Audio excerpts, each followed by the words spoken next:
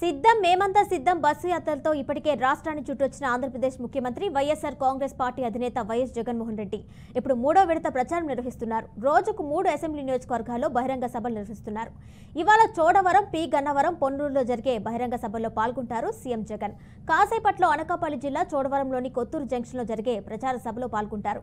మధ్యాహ్నం 12:30 అమలాపురం పార్లమెంట్ పరిధిలోని పి గన్నవరం నియోజకవర్గంలో ఉన్న అంబాజీపేట బస్టాండ్ రోడ్లో జరిగే సభలో, మధ్యాహ్నం 3 గంటలకు గుంటూరు పార్లమెంట్ పరిధిలోని పొన్నూరు ఐలాండ్ సెంటర్లో జరిగే ప్రచార సభలో పాల్గొని సీఎం జగన్ ప్రసంగించనున్నారు.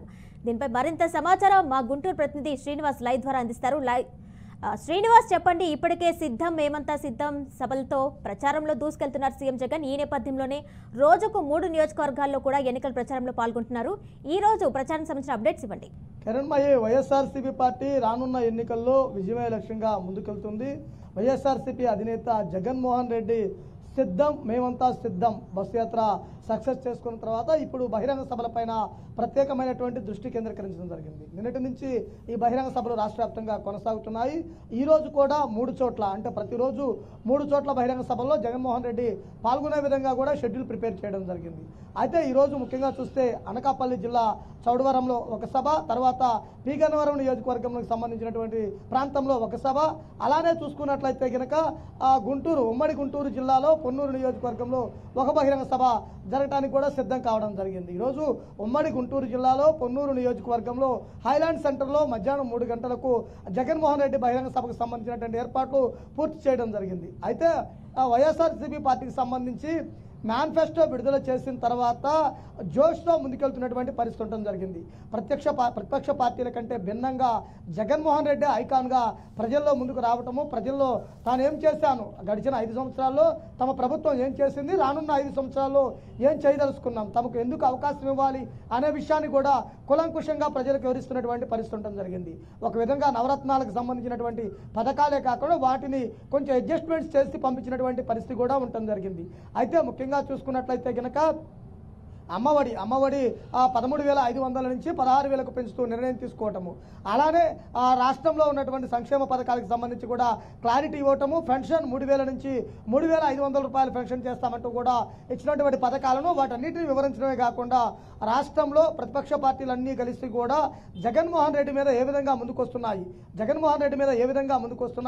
అలానే ఏ విధంగా సిద్ధమయ్యాయి అనే విషయాలను కూడా క్లారిటీ ఇస్తున్నటువంటి పరిస్థితి కూడా ఉండడం జరిగింది. అయితే ముఖ్యంగా చూసుకున్నట్లయితే కనుక ప్రతి ఇంటికి సంక్షేమ పథకం అందిందంటేనే తమకు ఓటేయమంటూ కూడా వైసీపీ నేతలు చెబుతున్నటువంటి పరిస్థితి ఉండడం జరిగింది. అలానే పొన్నూరు నియోజకవర్గంలో ఈరోజు జరుగుతున్నటువంటి బహిరంగ సభకు సంబంధించి పొన్నూరు వైఎస్ఆర్సీపీ పార్టీ అభ్యర్థి అంబటి మురళీకృష్ణ పూర్తి స్థాయి ఏర్పాటు చేయడం జరిగింది. ఇప్పటికే ఆయా ప్రాంతాలు, పొన్నూరు నియోజకవర్గంలో ఉన్నటువంటి ప్రాంతాల నుంచి కూడా ప్రజానికమంతా కూడా ఐలాండ్ సెంటర్కు చేరుకున్నటువంటి పరిస్థితి ఉండడం జరిగింది.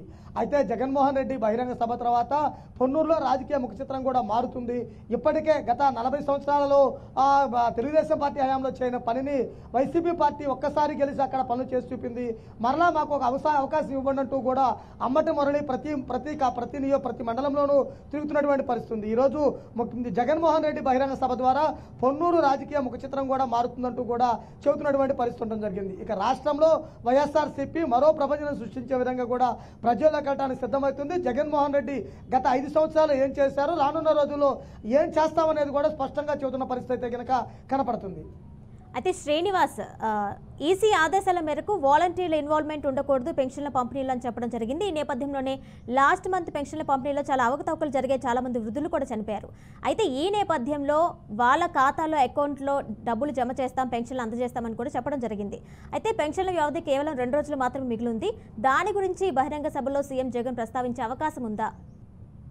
అంటే ఇప్పుడు సంక్షేమ పథకాలకు సంబంధించి జగన్మోహన్ రెడ్డి చాలా క్లియర్గా ప్రజలకు అర్థమయ్యే విధంగా చెప్తానికి సిద్ధమవుతున్నారు. మేము అధికారంలోకి వస్తే మీ ఇంటికే అన్ని పథకాలు వస్తాయి. మేము అధికారం రాకపోతే కనుక గత నెలలో పెన్షన్ కోసం ఎలానైతే చనిపోయారో ఈ నెలలో మళ్ళా బ్యాంక్ అకౌంట్ కాకుండా 2-3 పద్ధతులు అంటూ ఏదైతే చెబుతున్నారో అలాంటి ఇబ్బంది ఉంటుంది. కాబట్టి అలా అవకాశం ఇవ్వకుండా తప్పనిసరిగా మాకే అవకాశం ఇవ్వాలి, అంటే వాలంటీర్ను రద్దు చేస్తామంటూ కూడా చంద్రబాబు బహిరంగంగా చెప్పాలని కూడా డిమాండ్ చేస్తున్నటువంటి పరిస్థితి.